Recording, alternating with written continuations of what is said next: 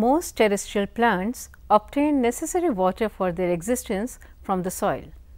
Small quantity of this absorbed water is utilized for growth and metabolic purposes, and a large part of water is lost from the aerial parts as vapor. Water must move continuously from the absorbing regions of roots through the intervening tissues to the tissues where it is used and then lost. The movement of water is against the gravity, and it requires enormous force to lift water to the top of tall trees. The mechanism by which this is achieved against the gravitational force is called ascent of sap or mechanism of water transport or translocation of water. Sap is a dilute solution of water and mineral ions absorbed from the soil and move upwards from roots to the leaves. It is fascinating to understand how water moves in plants to such great heights such as 100 feet or more. It is very important to note that the water that is transported all along the length of the stem is not just water. It is a solution of water containing various inorganic and organic compounds. That is the reason why the terminology ascent of sap is used instead of ascent of water. The sap means water and any other components loaded into such vessels. Land plants get their water supply from soil, which serves as the source of water and minerals to them. Most plants secure the water and minerals they need from the roots. The path taken is soil, roots, stems, leaves and atmosphere, which is referred to as the soil plant atmosphere continuum or SPAC. The upward transport of water from the roots to the leaves is through specialized conducting tissue known as the xylem.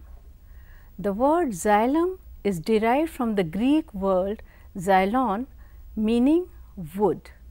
The best known xylem tissue is wood, though it is found throughout the plant. Xylem is a complex tissue consisting of living and non-living cells. Among the 4 xylem elements, tracheids and tracheae form a kind of continuous tubular system running from the root system to aerial branches. The end-to-end association of tracheae with their disintegrated transverse walls provides tubular and network of channels for the movement of water. The conducting cells in xylem are typically non-living and include vessels members and tracheids. Both of these cell types have thick lignified secondary cell walls and are dead at maturity. Tracheids and vessel elements are distinguished by their shape. Vessel elements are shorter and are connected together into long tubes that are called vessels. Xylem also contains 2 other cell types, parenchyma and fibers. Xylem elements are mainly responsible for the movement of water upwards. Minerals such as potassium, calcium, nitrate and phosphate also travel in the xylem as dissolved ions.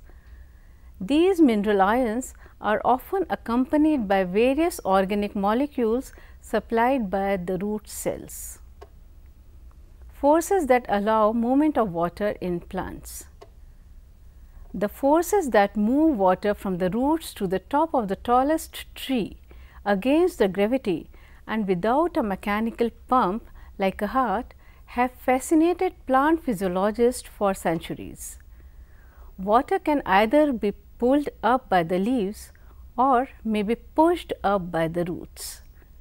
We now know that there are 2 forces involved in the movement of water: transpiration, cohesion, tension, that is a mechanism to pull xylem sap up the plant. There is a gradient in water potential, high water potential in the soil and very low water potential in the air. Water vapor leaves the air spaces of the plant via the stomatas. As we know that stomata open up during the day to let carbon dioxide in and allow water to escape. This water is replaced by evaporation of the thin layer of water that clings to the mesophyll cells. Remember, water has strong adhesive and cohesive properties. As the water leaves, it is replaced by water clinging to the inside of the cell walls. This creates a tension or a pulling force on the water in the xylem and gently pulls the water towards the direction of water loss. The cohesion of water is strong enough to transmit this pulling force all the way down to the roots. Adhesion of water to the cell wall also aids in resisting gravity. As we said before, the water column in the tallest trees can be 100 meters. The tension created by the evaporation of water coupled with the cohesive and adhesive forces is enough to support this column against the forces of gravity. Thus, rather than being pumped up to the leaves from the roots, water is actually pulled up to the leaves by the evaporation of water on the cell walls of the substomatal cavity within the leaf. It is called the cohesion theory of water movement because it depends on columns of water not breaking. As the rate of water movement through the plant depends on the rate of evaporation from the leaf, it is strongly influenced by environmental conditions like air temperature, relative humidity, wind speed and radiation intensity. Root pressure, a mechanism to push xylem sap up the plant. The second mechanism that contributes to water movement is an osmotic pumping mechanism that operates in the roots. In this mechanism, nutrients which are organic or inorganic in the cells of the root attract water to move into the root. This causes pressure to build up in the root, forcing water up the xylem that results in the small droplets of water we often see on the edges of the leaves in the morning.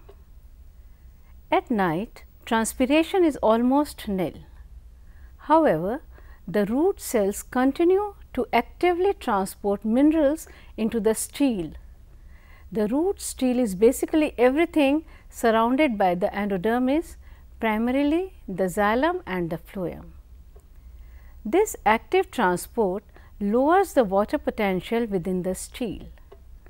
Water passively flows into the roots, pushing the water up against gravity. Water that reaches the leaves is often forced out, causing a beading of water upon the leaf tips known as guttation. In most plants, however, root pressure is not the primary mechanism for transporting water into the xylem. Tall trees generate almost no root pressure. Although this mechanism operates continually, it does not have the capacity to supply the flow of water needed for transpiration during daylight hours. Thus, these two mechanisms of water transport work in plants, with the evaporative mechanism being dominant in the transpiration process and the root pressure mechanism taking over at night. The average rate of movement of water in xylem is 60 to 75 centimeters per minute. This is under normal transpiring conditions. However, this rate is not constant and it varies depending upon the environmental conditions, particularly relative humidity RH of the atmosphere. Nonetheless, the rate of ascent of sap has been found to be directly proportional to the rate of transpiration. Several theories like live pump theory, root pressure theory physical forces theory have been given for ascent of sap, but cohesion transpirational pull theory is the most accepted one. Long distance transport of water. The flow of water upward through the xylem can achieve fairly high rates up to 15 meters per hour.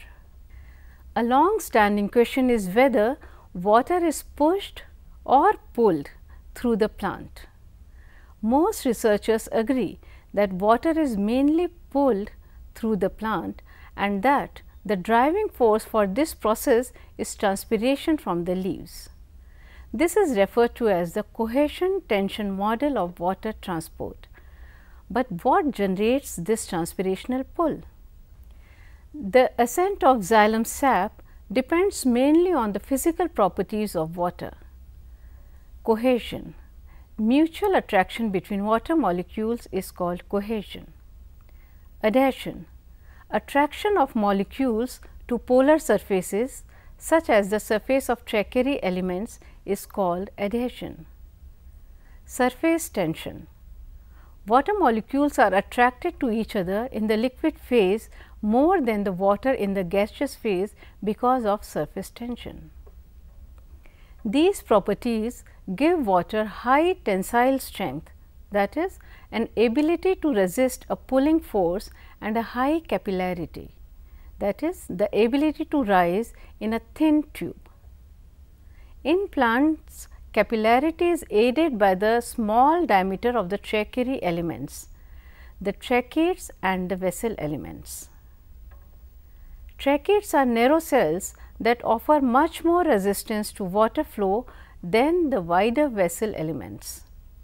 Conifers, which have only tracheids, cannot achieve as high a rate of water transport as dicot trees which have vessels. This restricts their rate of growth and makes them less competitive than flowering plants, except in situations where water availability is a problem. However, conifer xylem is less susceptible to cavitation, that is, the breaking of the water column caused by gas bubbles formed under tension. Therefore, conifers tend to grow taller than dicot trees.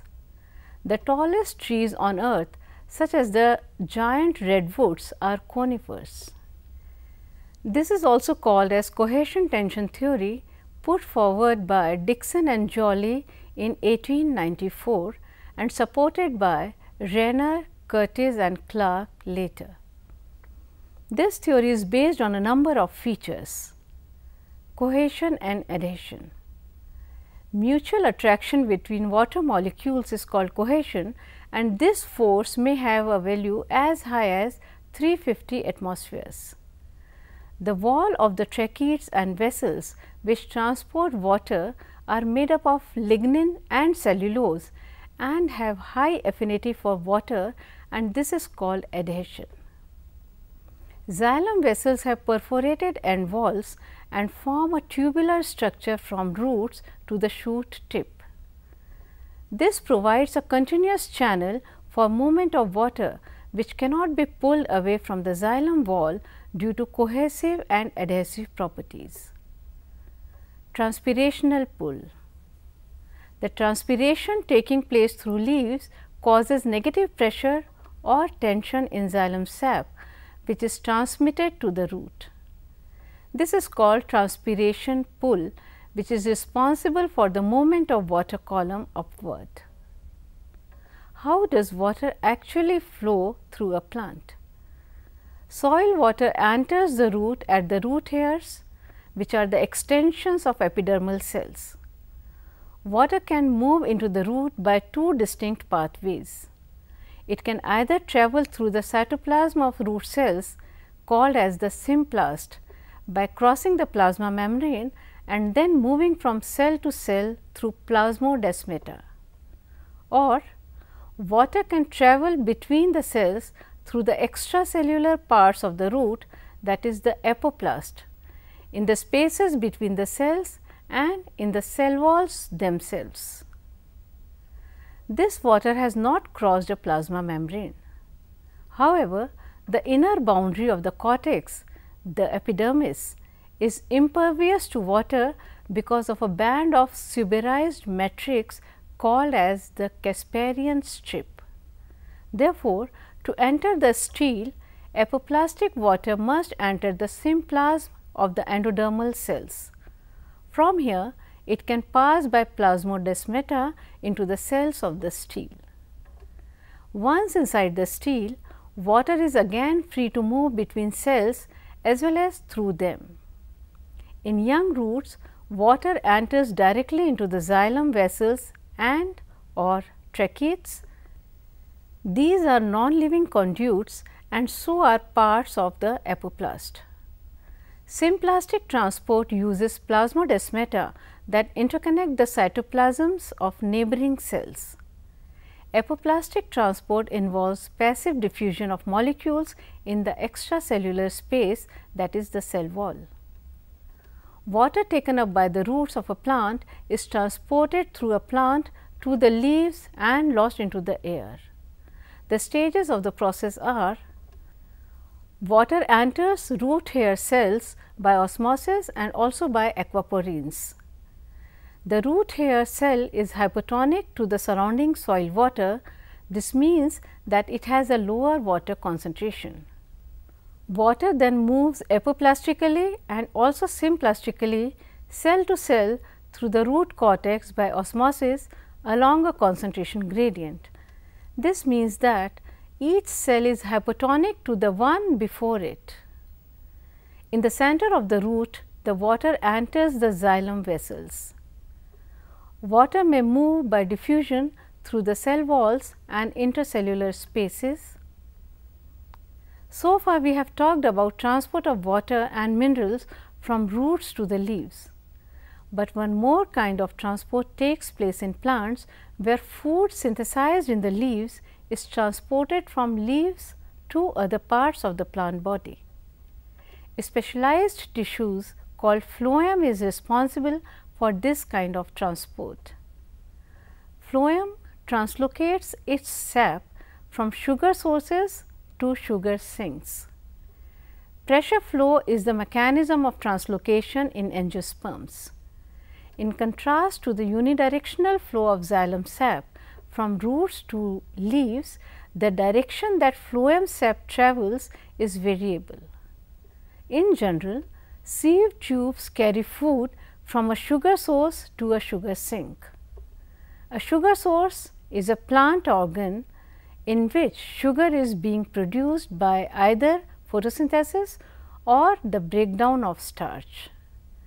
A sugar sink is an organ such as growing roots, shoots or fruit that is a net consumer or storer of sugar. Phloem sap flows from source to sink at rates as great as 1 meter per hour, faster than what can be accounted for by either diffusion or cytoplasmic streaming. Phloem sap moves by bulk flow driven by pressure. Higher levels of sugar at the source lowers the water potential and causes water to flow into the tube. Removal of sugar at the sink increases the water potential and causes water to flow out of the tube. The difference in hydrostatic pressure drives phloem sap from the source to the sink. Thus, in this module, we have discussed the mechanism involved in the transport of water and sugars. Xylem and phloem are responsible to carry out this work. In the next module, we will discuss about transpiration, which is a major factor influencing water transport.